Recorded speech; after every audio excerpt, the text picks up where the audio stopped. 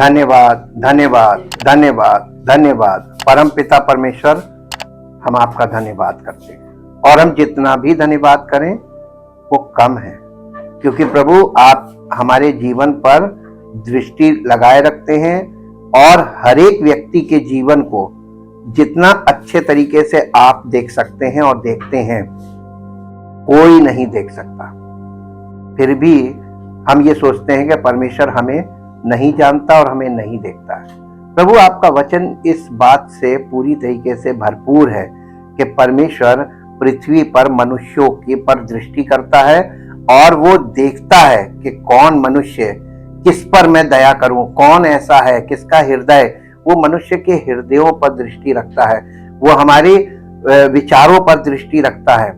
और हम सब मनुष्यों का दृष्टिकोण परमेश्वर को लेकर बिल्कुल विपरीत होता है। हम सोचते हैं हमें नहीं देख पा रहा है, हम उसको बताने की कोशिश कर रहे होते हैं। लेकिन प्रभु हम आपके पवित्र वचनों के लिए बहुत धन्यवाद करते हैं, जिन वचनों के द्वारा पवित्र आत्मा हमें ये दिखाता भी है और ये समझाता भी है और हमें ये बताता भी है कि परमेश्वर को सब कुछ बताने का प्रयास मत करो, बल्कि परमेश्वर को देखने के लिए वचन के द्वारा पवित्र आत्मा कार्य कर रहा है, ताकि हम लोग जो कलीसिया में आते हैं और प्रभु यीशु मसीह पर विश्वास करते हैं, हम परमेश्वर को परमेश्वर के नजरिए से देखें और हम संसार में हर चीज को परमेश्वर के नजरिए से देखें, ताकि हमें हर बात को जैसा परमेश्वर का नजरिया है उसके नजरिए से हम देखेंगे तो हमें सही बात समझ में आएगी और हमें यह पता चलेगा कि परमेश्वर हम सबको उन सत्य से अवगत कराना चाहता है जिसके लिए हम अज्ञानता में बैठे रहते हैं। हम सोचते हैं कि हमें परमेश्वर को मालूम नहीं है, हम उसे बताने का प्रयास कर रहे होते हैं। कई बार हम लोग परमेश्वर को प्रार्थना के द्वारा ये समझाने की कोशिश कर रहे होते हैं और कि ऐसा करो ऐसा करो, लेकिन प्रभु हम आपका धन्यवाद करते हैं। ये सब तरह का व्यवहार जो लोग करते हैं ये परमेश्वर से अनभिज्ञ है, इन्हें मालूम ही नहीं, क्योंकि ये परमेश्वर के वचन से सही तरीके से इनको उसका अर्थ नहीं मालूम है। परमेश्वर के वचन को सही दृष्टिकोण से ना तो पढ़ते हैं, ना सुनते हैं और ना समझते हैं। हम प्रभु आपका धन्यवाद करते हैं कि आपने कलीसिया में अपना वरदान रखा है और वो वरदान है पवित्र आत्मा, और वो पवित्र आत्मा आपके चुने हुए सेवक के द्वारा कलीसिया में लोगों की जिंदगियों में काम करता है, ताकि आपकी इच्छा और योजना लोगों के जीवन में स्पष्ट हो, लोगों को अच्छी तरीके से परमेश्वर के विषय में जानकारी प्राप्त हो और लोगों का हृदय परमेश्वर को देखने के लिए तैयार हो सके और लोग परमेश्वर के नजरिए से, जो कि परमेश्वर का वचन है, उसके अकॉर्डिंग परमेश्वर को देख सकें और परमेश्वर की महिमा के पात्र बन सके। प्रभु हम आपका धन्यवाद करते हैं सब उत्तम आशीषों के लिए जो आपने कलीसिया में सब लोगों के लिए रखी है। जो कोई चाहे वो इन आशीषों का में पार्टिसिपेट कर सकता है। धन्यवाद के साथ इस प्रार्थना को आपके इकलौते पुत्र प्रभु यीशु मसीह के नाम से मांगते हैं, आमीन। सबको जय मसीह की। परमेश्वर की बड़ी महिमा हो और उसका धन्यवाद हो, क्योंकि वो महान सामर्थी परमेश्वर है और अद्भुत युक्ति करने वाला परमेश्वर है। परमेश्वर को हम कैसे देख सकते? कल हमने परमेश्वर के वचन से एक पद पढ़ा था, धन्य है वे जो जिनके मन शुद्ध है, वे परमेश्वर को देखेंगे। ये एक वायदा है और इसकी एक कंडीशन है। और इस वायदे की, देखिए नए नियम में जितने भी वायदे हैं, सारे वायदों का जो केंद्र है वो मानव हृदय है। इसको आप बहुत ध्यान से देखिएगा, मैक्रो को माइक्रो में देखना और फिर माइक्रो से मैक्रो में देखना। ये दृष्टिकोण के द्वारा, हमने आपसे संडे को बताया था कि आप जो अवलोकन करते हैं, अवलोकन भी दृष्टिकोण के अकॉर्डिंग ही होगा। आप जो एनालिसिस करते हैं, एनालाइज करते हैं, वो भी दृष्टिकोण के अकॉर्डिंग ही होगा। ये सारी जीवन का सारा मूल स्रोत दृष्टिकोण पे टिका है। हर व्यक्ति जिस माहौल में रहता है उसका दृष्टिकोण उसी माहौल के हिसाब से ही काम करता है। इसीलिए बच्चे का पालन पोषण जिस एनवायरनमेंट में किया जाता है उसके अकॉर्डिंग उसका लाइफ स्टेटस होता है। यह है, अगर कोई एजुकेशन नहीं है किसी परिवार में और पूरी बस्ती में कम एजुकेशन वाले लोग रहते हैं, अब उस बस्ती में आप चले जाइए तो सबका दृष्टिकोण एक ही सा होगा। और ऐसी जगहों में आपको छोटी छोटी बातों में बड़े बड़े झगड़े होते दिखेंगे। ऐसा क्यों? क्योंकि सबका दृष्टिकोण एक ही है, सबका माहौल एक ही है, सबका स्तर एक ही है। दृष्टिकोण का मतलब होता है हमारी विचारधारा का लेवल और हमारी विचारधारा का सिरा। देखिए, हमने बताया दृष्टिकोण, दो दृष्टिकोण इंपॉर्टेंट है। दृष्टिकोण divided by 2, heavenly point of view, earthly point of view, जमीनी नजरिया, आसमानी नजरिया। अब पहली बात तो यह कि हर प्रकार के दृष्टिकोण में से इन दोनों में से एक सिरा होगा। कौन से सिरे से आपका दृष्टिकोण है आपके पास? जमीनी दृष्टिकोण मैक्सिमम है, हेवनली यानी आसमानी दृष्टिकोण रेयरेस्ट ऑफ रेयर होता है। और इसीलिए आपको एक कंप्लीट मेजर या परिमाण, विश्वास का परिमाण का मतलब होता है यानी विश्वास का पैमाना, लेवल ऑफ फेथ।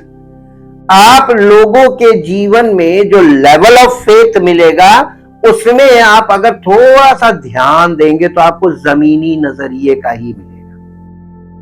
कोई एक स्तर नीचे, कोई एक स्तर ऊपर, कोई किसी का स्तर बिल्कुल नीचे, इसी में सारे मेजरमेंट चल रहे हैं। लेकिन आप जब नए नियम में आते हैं, नए नियम में सब लोग इसीलिए आके फंस जाते हैं क्योंकि ये एक तो परमेश्वर की योजना है, दूसरी बात कि नए नियम में पावर काम कैसे करती है। नए नियम में पावर काम करती है by the power of the Holi spirit, पवित्र आत्मा। पवित्र आत्मा, पवित्र का मतलब होता है परमेश्वर के लिए पृथक किया हुआ। होली की हमने आपको डेफिनेशन बताई थी, याद कीजिए। हमने जब वर्ड लेवल पर बताया था, पवित्रता की परिभाषा हमने बताई थी सेट अपार्ट। होली का मतलब सेट अपार्ट, परमेश्वर के लिए अलग किया हुआ। जब कोई चीज परमेश्वर के लिए अलग की हुई होती है और उसको परमेश्वर पवित्र घोषित करता है तो उसकी पवित्रता परमेश्वर के दृष्टिकोण से है, मानव दृष्टिकोण से नहीं है। हो सकता है कि दुनिया के तमाम लोग उस पर दोष लगाएं, लेकिन जिसे परमेश्वर ने पवित्र घोषित किया है उस पवित्रता को क्या इंसानों के इल्जाम अपवित्र कर सकते हैं? कोई जवाब नहीं कर सकते। क्यों नहीं कर सकते?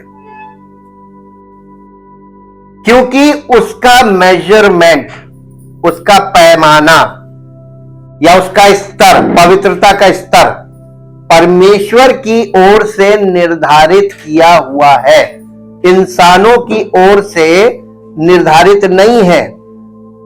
अब आप अगर ये देखेंगे तो आपको ये पता चल जाएगा कि परमेश्वर के नजरिए और इंसान के नजरिए में आसमान और जमीन का अंतर है। ये अंतर खत्म कैसे करेंगे आप?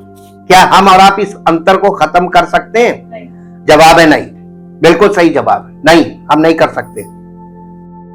अब एक बात बताइए कि परमेश्वर का सेवक बना जा सकता है या परमेश्वर अपने सेवक को खुद चुनता है और नियुक्त करता है?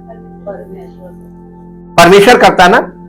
तो परमेश्वर का सेवक ना तो बना जा सकता है और ना बनाया जा सकता है। और संसार में आपको क्या देखने को मिल रहा है? सब लोग परमेश्वर के सेवक बना रहे हैं और सेवक बन रहे हैं। ये दोनों ही चीजें परमेश्वर के वचन के आधार पर, परमेश्वर की योजना, परमेश्वर की इच्छा के आधार पर 100% गलत है। नहीं बन सकते, ना बनाया जा सकता, ना बना जा सकता है। कैसे बनेंगे? अगर आप नए नियम में जाकर देखिए, यीशु मसीह अपनी ओर से नहीं आया, स्वयंभू नहीं खड़ा हुआ, उसने बार बार कहा कि मुझे पिता ने भेजा है, और उसने ये भी बोला जिसने मुझे भेजा है उसने मुझे ये करने के लिए कहा। ये इस तरीके की बात करने वाले और परमेश्वर की ओर से जो जो बातें उनके ऊपर नाजिल होती हैं या उतरती है, उन बातों को बोलने वाले लोग ये परमेश्वर की ओर से नियुक्त लोग होते हैं, और इनका अपना कोई वश नहीं चलता है परमेश्वर की बातों पे, केवल अपने जीवन पर इनका नियंत्रण रहता है। परमेश्वर हमारी इच्छाओं को टच ना करते हुए अपनी इच्छा को हमारे जीवन में प्रकट करता है, और वो हमसे ये एक्सपेक्ट करता है कि ये अपनी स्वेच्छा से, अपनी इच्छा से निकलकर मेरी इच्छा की ओर बढ़े। ऐसे लोगों को वो ग्रहण करता है। इसलिए बाइबल में खास तौर से नए नियम में परमेश्वर के सेवक की बहुत इंपॉर्टेंट भूमिका है अकॉर्डिंग टू गॉड, परमेश्वर के नजरिए से। अब परमेश्वर के नजरिए से अगर आप सेवक को देखेंगे तो सेवक को परमेश्वर के बिल्कुल टोटल कंट्रोल में होना चाहिए, वही परमेश्वर का सेवक है। और पौलुस ने अपना एग्जाम्पल रख कर कलीसिया से लगातार बातें की इस विषय में। कितने लोग इन बातों को आज तक समझ पाए हैं? रेयरेस्ट ऑफ रेयर, बहुत बहुत थोड़े होंगे। शायद इतनी बड़ी दुनिया में इतने थोड़े हैं कि वो जल्दी हाईलाइट भी नहीं होंगे। उनको लोकली लोग जानते होंगे, लेकिन उनको कोई ज्यादा उनकी ख्याति नहीं है, वो प्रसिद्धि नहीं होती है। ईश्वर के दृष्टिकोण से देखने से हमको क्यों आवश्यक है कि हम ईश्वर के दृष्टिकोण से देखें? अगर आप कहते हैं बाइबल परमेश्वर का वचन है, ये परमेश्वर की बोली हुई बातें हैं जो युग के अंत तक और नए युग के आरंभ से आगे तक की बातें इसमें बताई गई हैं। 2 युग बताए गए इसमें, और दोनों युग के विषय में ये स्पष्टता से बात करती है।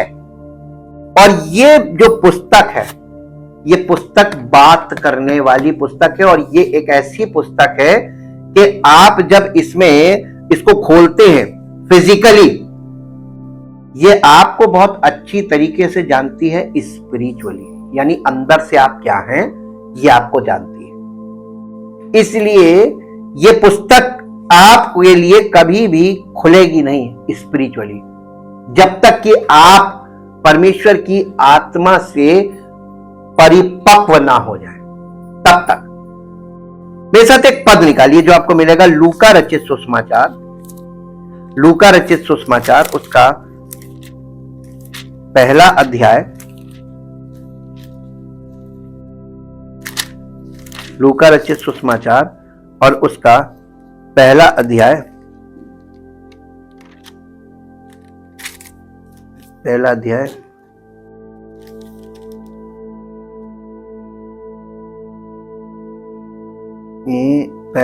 पहले अध्याय का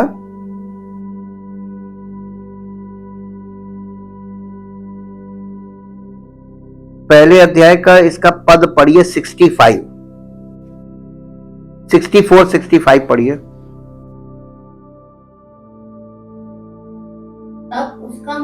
तब उसका मुंह और जीभ तुरंत खुल गई। ये किसकी बात की जा रही है? यूहन्ना बपतिस्मा देने वाले के पिता की, जिसको परमेश्वर ने अपने प्रकाशन के द्वारा एक संदेश दिया था कि तेरी पत्नी जो बांझ है उसके द्वारा एक पुत्र उत्पन्न होगा, उसका नाम यूहन्ना रखना। इसने इस बात पर विश्वास नहीं किया था। ये महायाजक था उस जमाने का, और ये परम पवित्र स्थान में गया था, और परमेश्वर ने जब इसको ये दर्शन दिया तो इस बात को ये सुना इसने, लेकिन और देखा भी, लेकिन इसने उन बातों पर विश्वास नहीं किया और उन्हें एक्सेप्ट नहीं किया। तो ये गूंगा हो गया, और जब ये बाहर आया तो गूंगा आया। और जब बच्चे का जन्म हो गया और जब उसका नामकरण का समय आया तो इससे पूछा गया कि तेरे बालक का क्या नाम रखा जाएगा। तो इसने एक लिखने वाला वो स्लेट मंगाई, उस पर नाम लिखा यूहन्ना, क्योंकि इसको बोला गया था। और उन लोगों ने कहा कि ये नाम तो पहले इसकी पत्नी से पूछा तो उसने कहा यूहन्ना, तो उन लोगों ने कहा नहीं ये नहीं। फिर जब इससे पूछा इसने वो लिख के दिया यूहन्ना। और यूहन्ना नाम लिख के दिया। उन्होंने कहा ये नाम तेरे कुटुंब में किसी का नहीं। उसने कहा नहीं, यही रहेगा। ये नाम रखा गया क्योंकि नाम परमेश्वर की ओर से दिया गया था। उसके बाद जब ये हुआ कि इसकी आंख और जीभ, जब उसका नामकरण हो गया, देखिए यहां पर आप थोड़ा सा ऊपर जाएंगे 61 पद में, वो 61 पद पढ़ दीजिए। उन्होंने उससे कहा तेरे कुटुंब में किसी का ये नाम नहीं है। इससे ऊपर पढ़ेंगे तो लिखा है, इस पर उसकी माता ने उत्तर दिया, नहीं, वरन उसका नाम यूहन्ना रखा जाए। उन्होंने उससे कहा तेरे कुटुंब में किसी का ये नाम नहीं है। तब उन्होंने उसके पिता से संकेत करके पूछा कि तू उसका नाम क्या रखना चाहता है। उसने लिखने की पट्टी मंगाकर लिख दिया, उसका नाम यूहन्ना है। रखो नहीं, है। पैदा होने से पहले ही उसका नाम प्रभु ने रख दिया, यूहन्ना। ठीक, यूहन्ना है लिखा इसने। और सबों को आश्चर्य हुआ। तब उसका मुंह और जीभ तुरंत खुल गए। जी, और वो बोलने और परमेश्वर का धन्यवाद करने लगा। उसके आसपास के सब रहने वालों पर भय छा गया। और इन सब बातों की चर्चा यहूदिया के सारे पहाड़ी देश में फैल गई। हाँ, और सब सुनने वालों ने अपने अपने मन में विचार करके कहा, ये बालक कैसा होगा, क्योंकि प्रभु का हाथ उसके साथ था। देखिए एक अजीब बालक है। बालक बहुत पैदा हो रहे हैं, सभी लोग पैदा हो रहे हैं, सभी बालक हैं, लेकिन कुछ बालक ऐसे हैं जो परमेश्वर की योजना के अंतर्गत जन्म लेते हैं और उनका नाम पहले से रख दिया जाता है। इंसान से वो एक प्रक्रिया है कि नामकरण कर रहा है। और यहां पर आप देखेंगे तो जो परमेश्वर की ओर से पैदा होते हैं उनका नाम परमेश्वर, उसका नाम यूहन्ना है। रखा जाए नहीं कहा, उसने कहा रखो नहीं, है तो है, अब तुम क्या रखोगे, वो तो पहले से है। आप इसकी ग्रामर को देखेंगे तो आपको पता चल जाएगा कि किस तरीके का बालक था यूहन्ना। यूहन्ना यीशु मसीह का कजन ब्रदर है और 6 महीने बड़ा था। और ये यीशु मसीह को इस संसार में इंट्रोड्यूस करने आया था, क्योंकि प्रभु यीशु मसीह ने अपने आप को इंट्रोड्यूस नहीं किया, उसको इंट्रोड्यूस करने वाला। अब आप देखिए स्पिरिचुअली आइए, आज मसीह को हमारे जीवन में कौन इंट्रोड्यूस करता है? पवित्र आत्मा। पवित्र आत्मा। और पवित्र आत्मा ये काम एक व्यक्ति में होकर करता है जिसे मसीह का सेवक कह सकते हैं, पास्टर नहीं। पास्टर एक अलग चीज है, मसीह का सेवक ये बिल्कुल डिफरेंट है। इसकी कोई पदवी नहीं है, इसमें कोई पद नहीं है, केवल पर मसीह का सेवक। और उसका कोई बहुत बड़ा ओहदा भी नहीं है जमीन पर, लेकिन उसका महत्व इतना ज्यादा होता है, इतना ज्यादा होता है कि वो केवल परमेश्वर ही जानता है कि मेरा सेवक जिसको मैंने नियुक्त किया है ये जो कौन है और इसकी पावर क्या है, क्योंकि उसकी पावर पीछे परमेश्वर की सामर्थ, उसकी सामर्थ होती है। अब इसके बाद 2 अध्याय में आ जाइए। मैं आपको परमेश्वर के नजरिए से कुछ पॉइंट्स दिखा के आपके सामने रखना मांगता हूं। 2 अध्याय, लूका 2 अध्याय उसके 33 वर्ष से पढ़िए, बल्कि आप 30 पद से पढ़िए, 30 पद से। क्योंकि मेरी आंखों ने तेरे उद्धार को देख लिया है, जिसे तूने सब देशों के लोगों के सामने तैयार किया है, कि वो अन्य जातियों को प्रकाश देने के लिए ज्योति और तेरे निज लोग देखिए, आप देखिए इजराइल यानी यहूदी और अन्य जाति दोनों के लिए यहां पर कुछ कहा जा रहा है यीशु मसीह को लेकर। यीशु मसीह अन्य जातियों के लिए क्या है? परमेश्वर की ज्योति। हाँ, ज्योति का मतलब यहां पर ये नेचुरल लाइट नहीं है, यहां पे है ये डिवाइन लाइट, परमेश्वर की ज्योति। अन्य जातियों के लिए, अन्य जाति को ये मालूम है कि परमेश्वर ज्योति है और वो लोग ज्योति में ज्यादा बिलीव करते, ज्योति जलाने में ज्यादा बिलीव करते, हाँ कि ना। अब वो कौन सी ज्योत जला रहे हैं? जब वो सुपर लाइट आ गई, अन्य जाति उसको नहीं जानते, वो अभी भी वही ज्योत में लगे हुए हैं। लेकिन आपको मालूम है अन्य जातियों के लिए ज्योति कौन है? Jesus himself, light for the Gentiles. और ये यहूदियों के लिए क्या है? यीशु मसीह महिमा, glory of God for Jews and light, परमेश्वर की ज्योति, द लाइट ऑफ गॉड या लाइट ऑफ लाइफ भी कह सकते हैं, फॉर जेंटाइल्स। तो अन्य जातियों को यीशु मसीह के द्वारा अन्य जातियों के जीवन में क्या होना चाहिए? परमेश्वर की ज्योति। हमको वो क्या बनाना मांग रहा है? प्रभु यीशु मसीह अपनी ज्योति हमारे जीवन से प्रकट करना मांग रहा है। इसलिए उसने चेलों से कहा था, मैं जगत की ज्योति हूं, और ठीक उसी समय से कहा, तुम जगत की ज्योति, और ये ज्योति जो मैं हूं, मेरी ज्योति तुम्हारे द्वारा प्रकट होगी। ये है। अब ये संदेश कितना पूरा हुआ ये अब आप देख लीजिए ना। फिजिकली सब दावे ठोक रहे हैं, लेकिन इस काम में क्योंकि ये मनुष्य अपने आप से नहीं कर सकता, यही तो करने के लिए पवित्र आत्मा आया था, और लोगों ने पवित्र आत्मा को मिस इंटरप्रेट करके रख दिया और नजरिया ही बदल दिया। अब आगे पढ़िए, इसमें क्या लिखा है? 33। और उसका पिता और उसका पिता और उसकी माता इन बातों में से इन बातों से जो उसके विषय में कही है। किसके विषय में कही जा रही है ना? हाँ, या अगर पीछे जाएंगे 22 पद के ऊपर देखिए क्या लिखा है। यीशु का नाम है। हाँ, मंदिर में यीशु का अर्पण, यीशु मसीह का नाम रखा जा रहा है। ये अर्पण, dedication of Jesus Christ in the temple. अब देखिए, उसको जब मंदिर में ले गए, उसको परमेश्वर को समर्पित करने के लिए, उस समय जो बातें बोली जा रही थी यीशु मसीह को लेकर, उस बालक को लेकर, उस बालक के विषय में उसके माता पिता जो बातें बोली जा रही थी, उनको सुनकर क्या कर रहे थे? आश्चर्यचकित हो रहे थे कि ऐसा तो कभी किसी बच्चे के लिए किसी ने बोला ही नहीं। आगे पढ़िए। तब शमौन ने उनको आशीष देकर उसकी माता मरियम से कहा, देख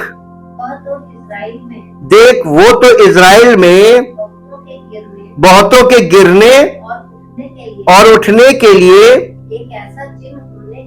एक ऐसा चिन्ह होने के लिए ठहराया गया है, जिसके विरोध में बातें की जाएंगी।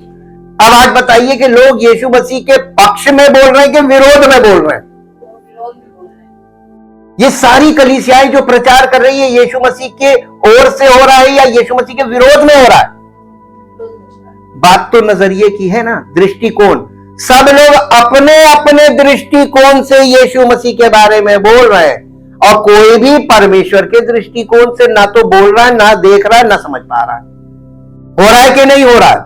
ये हमारे और आपके समय में ही हो रहा है, कुछ छिपा नहीं है जो आपको स्पष्ट ना हो। उसके विरोध में बातें की जाएंगी। और फिर 35 पर वरन तेरा प्राण भी, यानी उसकी मां से कहा था, तेरा प्राण भी तलवार से वार पार छिद जाएगा, इससे बहुत हृदयों के विचार प्रकट होंगे। उससे कहा था उसकी मां से कि तेरा दिल 2 भागों में हो जाएगा। मालूम क्या? एक मां के लिए उसका पहलौठे बच्चे के साथ ज्यादती करना, जबकि उसकी मां को मालूम है कि बिल्कुल सही है, इसने कोई गलत काम नहीं किया, इसने कोई गलत बात नहीं बोली। और उसकी दुर्दशा को देखकर जो उसके साथ हो रही थी क्रूसिफिक्शन में, उस मां के साथ क्या हुआ था? दिल के टुकड़े टुकड़े हो रहे थे। एक मां अपने बच्चे को इस हालत में देखी कि क्या हाल होगा।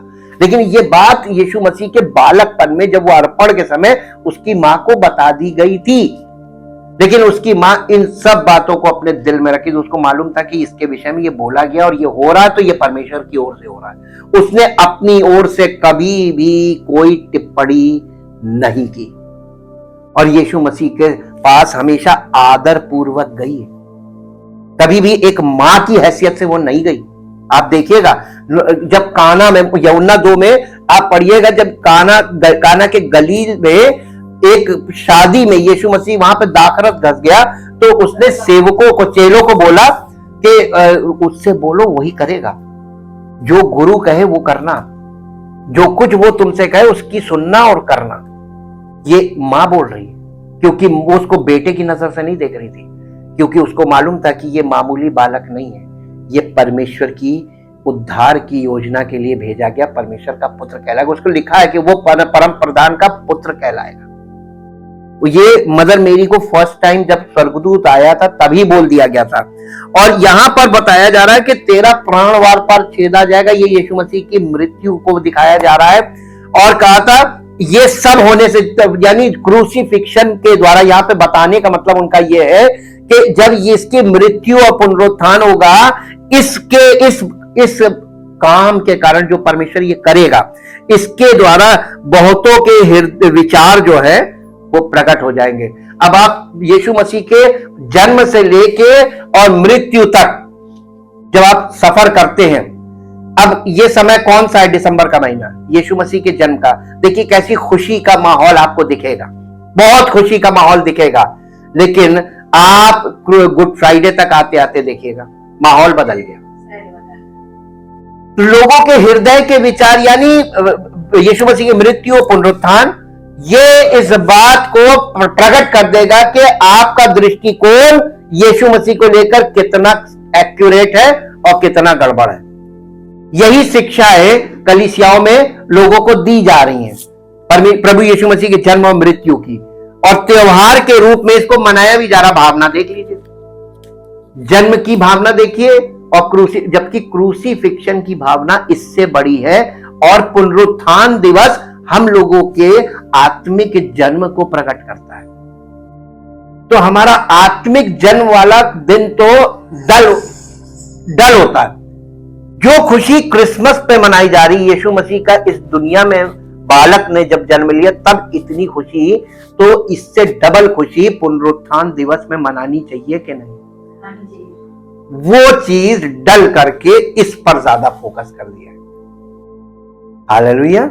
खैर अभी आप बहुत सी चीजों को बहुत अच्छे से अंडरस्टैंड नहीं कर पाएंगे, लेकिन आपके माइंड में ये चीजें जा तो रही हैं, उचित समय पर ये आपको स्पष्ट होंगी।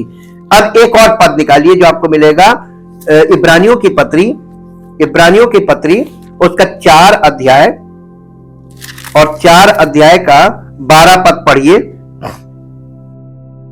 क्योंकि परमेश्वर का वचन जीवित और प्रबल और हर एक दोधारी तलवार से भी बहुत चोखा है, और प्राण और आत्मा को और गांठ गांठ और गूदे गूदे को अलग करके। अब देखिए वहां पे क्या बोला गया था? तेरा प्राण वार पार छेदा जाएगा। और कैसे छेदा जाएगा यहां पर बताया जा रहा है। और तेरा प्राण यहां पे लिखा है वार पार छेदता है और मन की भावनाओं और विचारों को जांचता है। बस देखिए, मन की भावनाओं को और विचारों को क्या जांचता है? परमेश्वर का वचन। यीशु मसीह कौन था? वचन देहधारी हुआ। और ये तलवार क्या है? वचन। जब कोई व्यक्ति वचन उसके अंदर जाता है तो वो जाकर उसके प्राण और आत्मा को अलग अलग कर देता है। और अगर उसके प्राण में, उसका प्राण प्रभु को समर्पित होता है तो उसकी आत्मा में जीवन आ जाता है। लेकिन उसका प्राण जो है वो जब उस वचन को ग्रहण नहीं करता है तो उसकी आत्मा उसी हालत में छोड़ दी जाती है।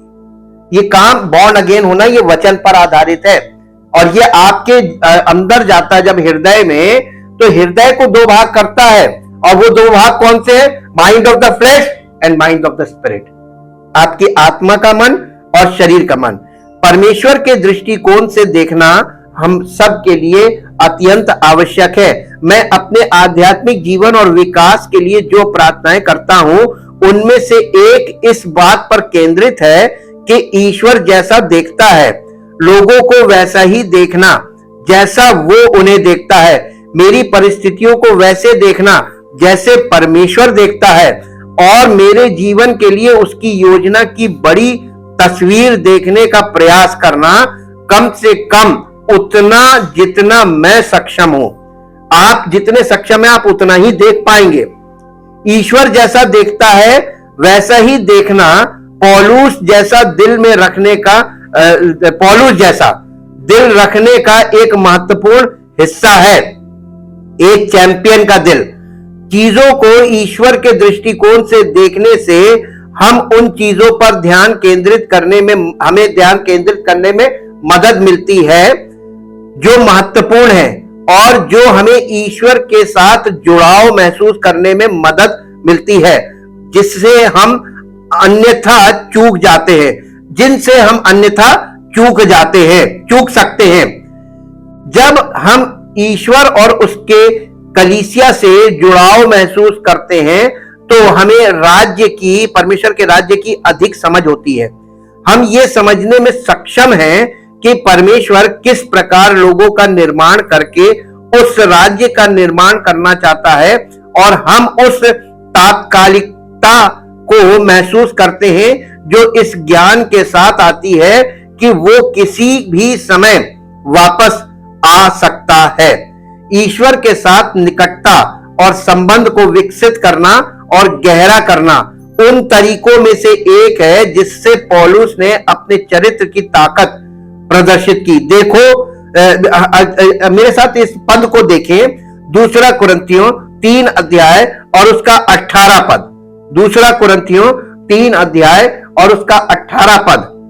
परंतु जब हम सबके उघाड़े चेहरे से प्रभु का प्रताप इस प्रकार प्रकट होता है, जिस प्रकार दर्पण में तो प्रभु के द्वारा जो आत्मा है, हम उसी तेजस्वी रूप में कैसे, एक झटके में तो नहीं होता है ना, कैसे होता है, यानी तिल तिल करके आप प्रभु में परिवर्तित, प्रभु के स्वरूप में परिवर्तित होंगे। कैसे?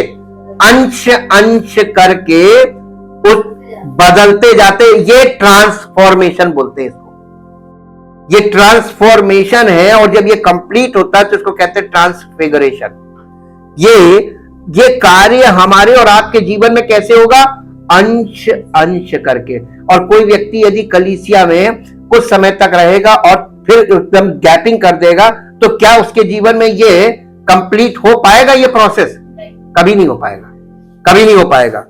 इसलिए हर व्यक्ति को जो परमेश्वर के पुत्र प्रभु यीशु मसीह के द्वारा उद्धार प्राप्त करना चाहता है, और ये चाहता है कि केवल उद्धार नहीं, परमेश्वर एक चीज नहीं देगा, वो आपको सब कुछ देगा।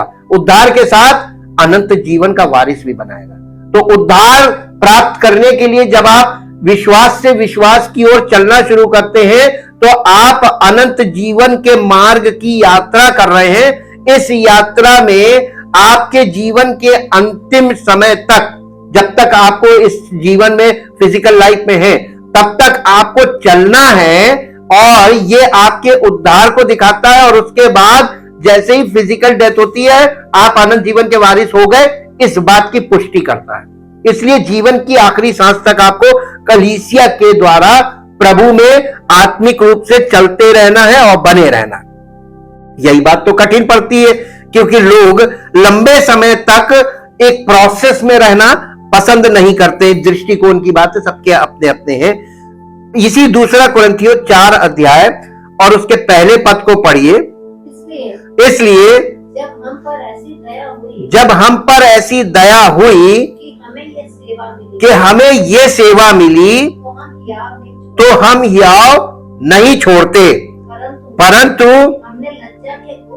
हमने लज्जा के गुप्त कामों को त्याग दिया, चतुराई से चलते और ना चतुराई से चलते और ना परमेश्वर के वचन में मिलावट और ना परमेश्वर के वचन में जो लिखित वचन है इसमें मिलावट करते हैं, परंतु सत्य को प्रकट करके परमेश्वर के सामने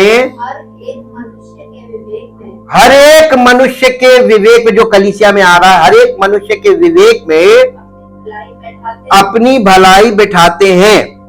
परंतु यदि हमारे सुसमाचार पर फिर भी पर्दा पड़ा है तो ये नष्ट होने वालों के लिए पड़ा, ये उन्हीं के हृदय में पर्दा पड़ा रहेगा जिनको नष्ट होना है, वरना ये प्रभु तो सबको मौका दे रहा है ना। और उन अविश्वासियों के लिए जिनकी बुद्धि इस संसार के ईश्वर ने, अब आपके पास सांसारिक दृष्टिकोण से ईश्वर को आप देखते हो तो आपका ईश्वर सांसारिक ईश्वर है, वो सांसारिक दृष्टिकोण वाला ईश्वर, और उस ईश्वर वो वास्तविक है ही नहीं, वो काल्पनिक है।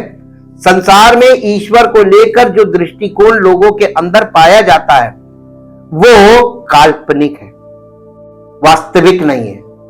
और उसने क्या किया, उस दृष्टिकोण ने सुसमाचार को और परमेश्वर की सच्चाई के ऊपर आपके वो सांसारिक दृष्टिकोण ने, जो ईश्वर को लेकर, परमेश्वर को लेकर जो सांसारिक दृष्टिकोण है, उसने एक ऐसा वो बना दिया कि आपको सच्चाई प्रकट हुई और आपको दिखाई नहीं दे रही।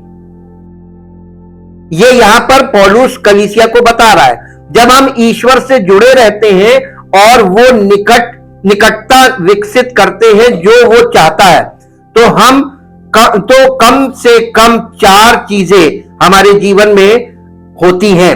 पहली, हम बड़ी तस्वीर देखते हैं, मैक्रो पिक्चर, बिग पिक्चर। जब मैं बच्ची थी मुझे याद है कि मेरी दादी बहुत सारी क्रॉस स्टिच, जो क्रॉस स्टिच आपने देखा कभी, जो लेडीज पहले करती थी, क्रॉस स्टिच का काम वो इनकी मम्मी करती थी। और ये बता रही है, और वो जब क्रॉस स्टिच से वो अपना वो एम्ब्रॉयडरी करती थी, उसका आपने पीछे का हिस्सा कभी देखा है? सामने तो बहुत अच्छा क्लीन पिक्चर होती है, पीछे पलट के देखिए वो एकदम रफ सा होता है, अजीब सा। तो इन्होंने उसके दूसरी तरफ जो उल्टा हिस्सा था, तो वो उसको देखा तो पूरे डिजाइन को एक साथ आते हुए देख सकती थी। और परमेश्वर के कार्य के प्रति हमारे दृष्टिकोण के साथ ऐसा ही होता है, हम देख सकते हैं कि वो क्या कर रहा है, लेकिन वास्तव में हम कुछ नहीं समझ पाते, नहीं देख पाते। बेशक वो पूरी जो एम्ब्रॉयडरी है उसको बहुत खूबसूरती से वो बना रहा होता है, लेकिन वो हमें नहीं समझ में आ रहा। और जैसे जैसे हम उसको और पूरा कंप्लीट होता हुआ देखते हैं, वो हमें बड़ी तस्वीर के एक बड़े हिस्से से परिचित कराता है। जब वो एम्ब्रॉयडरी कंप्लीट होती है तब आपको दिखता था ये सीनरी बना रहा था वो एम्ब्रॉयडरी करके। जब कोई काम हो रहा होता है तो आप उसको अधूरे काम को स्पेक्यूलेट कर सकते हैं, लेकिन उस काम को अंडरस्टैंड नहीं कर सकते हैं। जब परमेश्वर आपके जीवन में काम शुरू करता है और आप स्पेक्यूलेट करने लगते हैं, यही व्यर्थ विचार जिसको बोलते हैं, आपको कुछ और समझ में आने लगता है, आप अपनी व्याख्याएं करने लगते हैं, आप लोगों को अपने हिसाब से समझाने लगते हैं। ये गलत है, ये खुद भटकना, दूसरों को भटकाना है। हम वर्तमान को समझते हैं, मालूम है दूसरा काम इंपॉर्टेंट क्या, हम वर्तमान को समझते हैं। जब हम ईश्वर के करीब होते हैं और जब हम पूरी तस्वीर का एक बड़ा स्पष्ट हिस्सा देख सकते हैं, तो हम बेहतर ढंग से समझ सकते हैं कि वर्तमान में चीजें क्यों हो रही, ऐसा क्यों हो रहा है। हम रोजमर्रा के काम में उसके उद्देश्य को उस समय की तुलना में कहीं अधिक देख सकते हैं जब हम ईश्वर से जुड़े नहीं थे। जब तक हम स्वर्ग नहीं पहुंच जाते तब तक हम शायद पूरी तरह से नहीं जान पाते हैं कि चीजें क्यों घटित होती हैं, लेकिन जब हम ईश्वर के करीब होते हैं तो हम अपनी वर्तमान परिस्थितियों को राज्य की मानसिकता के साथ आसानी से देख सकते हैं। हमारा दृष्टिकोण बदल जाता है, हम परमेश्वर के दृष्टिकोण से अपने जीवन में पास्ट प्रेजेंट को वो कर सकते हैं, इसको आकलन कर सकते हैं, असेस कर सकते हैं। और तीसरी बात है, हम उद्देश्य की भावना का अनुभव करते हैं। जब ईश्वर के साथ हमारा रिश्ता घनिष्ठ होता है तो हम उद्देश्य की एक मजबूत भावना महसूस करते हैं, ये जानते हुए कि हम उसके उपकरण हैं और उसके राज्य और उसके आसपास के लोगों को प्रभावित कर रहे हैं। जब हम जानते हैं कि हमें एक विशिष्ट भूमिका निभानी है तो ये ईश्वर के और भी करीब बढ़ने की प्रबल इच्छा पैदा कर सकता है और हमें सही रास्ते पर बने रहने में मदद कर सकता है। चौथी बात है, हम उसकी ताकत हासिल करते हैं। बड़ी तस्वीर देखने से हमें आगे बढ़ने के लिए आवश्यक ताकत हासिल करने में मदद मिल सकती है। यदि हम लक्ष्य नहीं देख पाते तो हम हार मानने को प्रलोभित हो जाते हैं, लेकिन जब परमेश्वर हमें अपनी आंखों से देखने में मदद करता है तो हमें उसकी ताकत भी मिलती है। ये एक बहुत ही अद्भुत एहसास है जब परमेश्वर हमें ये करने देते हैं कि वो क्या कर रहे हैं, जो उस बात को हम देखने लगते हैं। जब हम काम में उसके साथ हाथ को और अधिक स्पष्ट रूप से देखते हैं तो हम उसके और भी करीब बढ़ने के लिए ऊर्जावान हो जाते हैं। पौलुस ने इसका अनुभव किया और हम भी ऐसा कर सकते हैं। गुड न्यूज है कि नहीं? हम भी कर सकते हैं। जो पौलुस के द्वारा हुआ उसको आपको किसी को सांसारिक किसी मानव को अपने जीवन में लक्ष्य के लिए या एक सही राइट पिक्चर को अगर आप देखना मांगते हैं तो राइट पिक्चर आप पौलुस को रखिए। आप पौलुस को जब ध्यान से समझेंगे, पौलुस किसको फॉलो कर रहा था, तो आप भी पौलुस के साथ साथ यीशु मसीह को, जिसको वो फॉलो कर रहा है, उसी के गुरु को आप भी फॉलो करेंगे। क्योंकि पौलुस हमारा गुरु नहीं बना, पौलुस हमें मार्गदर्शन करता था, यानी पवित्र आत्मा उसके द्वारा हमारा मार्गदर्शन करना मांगता है ताकि हम उस सच्चे गुरु तक पहुंच जाएं, प्रभु यीशु मसीह तक, ताकि वो हमें पिता से मिला दे। Thank you, thank you, thank you lord. क्या आप पिता से मिलना चाहते हैं या आप केवल अपनी मांगों को लेकर परमेश्वर के पास आते हैं? अगर आप पिता से नहीं मिलना चाहते हैं, केवल मांगने आते हैं, तो परमेश्वर का वचन इस विषय में आपको निराश कर देगा, क्योंकि परमेश्वर बांटता नहीं है। परमेश्वर हमें वारिस बनाना चाहता है और वारिस बनाने का मतलब है कि जो कुछ परमेश्वर का वो सब हमारा हो। इसलिए आपको परमेश्वर की उपस्थिति में आने के लिए अपने दृष्टिकोण को बदलना होगा। अगर आप चाहते हैं कि परमेश्वर आपको कुछ दे, आपको अपना दृष्टिकोण बदलना पड़ेगा। परमेश्वर कुछ नहीं देता है बल्कि सब कुछ देना चाहता है, और सब कुछ देना चाहता है इसका मतलब यह हो, आप जब तक वारिस नहीं बनेंगे तब तक आपको कुछ नहीं मिलेगा। इसलिए आपको सब कुछ मिलेगा या कुछ नहीं मिलेगा। अपने दृष्टिकोण को जब आप सही कर लेंगे तो आपको सब कुछ मिल जाएगा। अगर दृष्टिकोण सही नहीं होगा तो आपको कुछ नहीं मिलेगा। परमपिता परमेश्वर, हृदय से आपका धन्यवाद करते हैं आपके पवित्र वचनों के लिए, जो पवित्र आत्मा के द्वारा हमें स्पष्ट किए जाते हैं, ताकि हम अपने दृष्टिकोण को आपकी उपस्थिति में आते समय करेक्ट कर लें और हम सही दृष्टिकोण के साथ आपके समीप आए। और प्रभु, जो हमें आपके उपस्थिति में नहीं प्रकट करना है, जो हम नहीं हैं वो ना प्रकट करें, और वास्तव में जो हम हैं वो ही हो। आप इस बात से प्रसन्न होते हैं, ये सच्चाई है कि हम जो हैं उसी चीज को हम प्रकट कर रहे हैं। इसका मतलब हम पापी हैं और हम इस बात को प्रकट कर रहे हैं कि प्रभु हम पापी हैं, हम आत्मिक तौर पर शून्य हैं, हम इस लायक नहीं है कि हम आपकी उपस्थिति में आए, आपका नाम अपने मुंह से ले, लेकिन ये आपका अनुग्रह और आपका प्रेम है कि आपने हमें इस योग्य किया कि हम आ सकते हैं, आपका नाम ले सकते हैं और आपका वचन सुन सकते हैं, और हम आपसे प्रश्न भी कर सकते हैं, हम आपसे और जानकारी प्राप्त कर सकते हैं, निसंकोच आपसे सब बातें कर सकते हैं, सीख भी सकते हैं, और आपके बताए हुए मार्ग में पवित्र आत्मा के मार्गदर्शन में आज्ञा मानकर चल सकते हैं, ताकि हमारा जीवन आपकी इच्छा और योजना के लिए वैसे ही तैयार हो जैसा आपके वचन में वर्णन किया हुआ है। और हम सब का जीवन आपके इकलौते पुत्र प्रभु यीशु मसीह के स्वरूप में परिवर्तित हो, ताकि हम सब के जीवन से इस पृथ्वी पर आपकी वो महिमा प्रकट हो जैसा वचन में वर्णन किया गया है। लोग जो वचन को सुनते भी हैं, पढ़ते भी हैं, वो देख सके कि ये प्रभु के सच्चे लोग हैं और उसकी ज्योति इनमें से प्रकट हो रही है, ताकि आपकी महिमा भी हो और आपका नाम महिमा पाए। धन्यवाद के साथ इस प्रार्थना को आपके इकलौते पुत्र प्रभु यीशु मसीह के नाम से मांगते हैं, आमीन। Praise the Lord.